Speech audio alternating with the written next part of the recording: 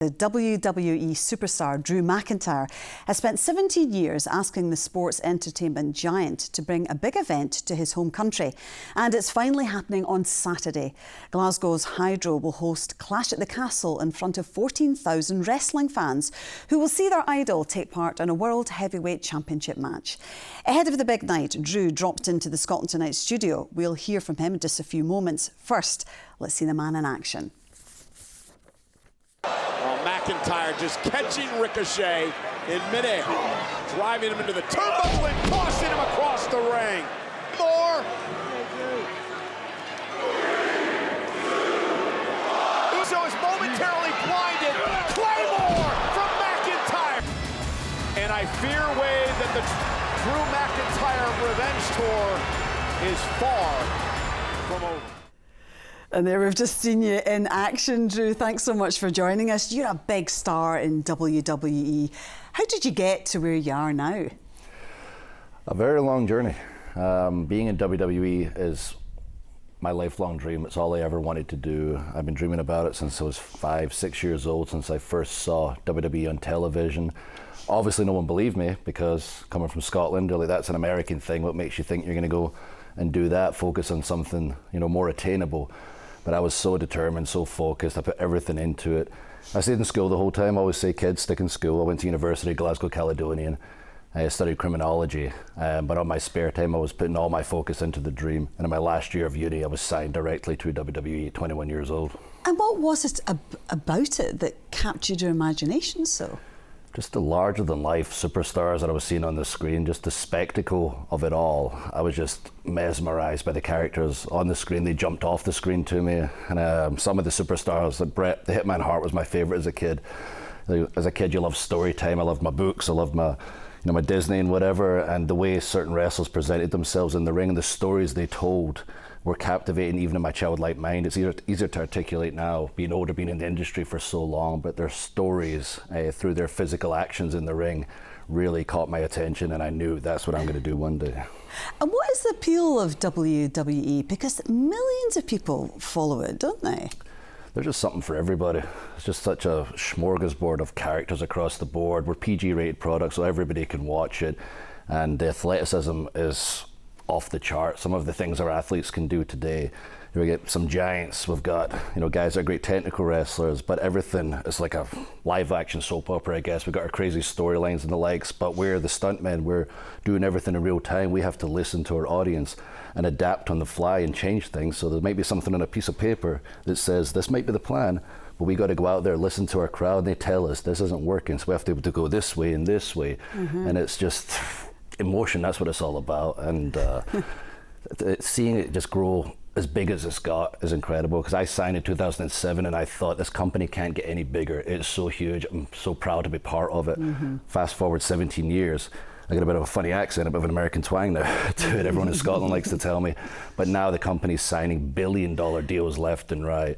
We're all across the world. We're doing so many international shows. They're numbers on digital was in the billions as well. It's incredible. Well, it's crazy because you travel around the world, but you've long wanted to have an event in Scotland, and it's happening now. How do you feel about that? It's beyond a dream. My dream as a kid was the main event, WrestleMania, the biggest show in wrestling, and the main event, and I did that, which is awesome. I won the world title. I defeated Brock Lesnar. But I never dreamed of wrestling in Scotland on a televised show because it wasn't a thing. And I annoyed WWE for years. I said, why can't we do a show in the UK? I didn't even say just Scotland, but the UK itself. We've got such a passionate fan base. The crowd are going to be as entertaining as the people in the ring. Why can't we do it? Oh, logistics, Drew, the time difference, Drew. And eventually we did shows in Australia that were televised. And I was like, listen, there's nowhere with crazier time difference in Australia. You can do the UK. So we got Clash at the Castle Part 1 in Wales, which was a huge success. And now having Clash at the Castle Part 2 in Scotland with me in the main event for the World Championship, going for my 4th world title, is going to be very, very special. And plus, I'm the only person from Scotland that's ever won the world title, and Britain. And what would it mean to you to win it on Saturday night in front of a home crowd? Everything. This is truly full circle. This is where it all began. Like so much of my early years was spent in Glasgow, just preparing myself for the future. I got fired at one point in my career and had to kind of refine myself, which happened with ICW and Satan Championship Wrestling in Glasgow with all my buddies. And I spent so much time here. Then I was signed back to WWE. That's where I went from a boy to a man, became the man I was supposed to be, the performer I was supposed to be, started winning all the world titles. And now going back to Scotland in that main event, it's not setting. I landed here today. It's Wednesday. I got a few days for everything to truly set in. By the time it gets to Friday, when I'm wrestling on SmackDown, it's going to start getting real. Then Saturday, the world's going to get to see just how truly crazy and passionate our Scottish fans are. You have lived in America for a long time. Do you still feel connected to Scotland? 100%. More so the older I get. In my 20s, it was all go, go, go with the wrestling and the after show activities, the partying and the like. So you don't think much about like, oh, you've got all the time in the world, and then you get a little older and you realise life's not as long as you think. It goes by real quick. And over the past few years, I've had the chance to come back a few times to weddings and seeing people get older and realising, man, I'm from a really cool country and I didn't get to see any of it because when I was a kid, the only time you go see castles and see the sights and learn about the history is in school trips. And like, oh man, that's boring. Yeah. But you live away in America and everyone talks about, oh, this old building down the street, it was made in the 1950s, I was like, I had a castle at the end of my street from the 10th century, what are you talking about? Yeah, their perception of history is very different to ours, isn't it? It's only a few hundred years old, but then coming back and I miss Scotland, I long for Scotland and seeing like my nephews grow up so quickly and missing that.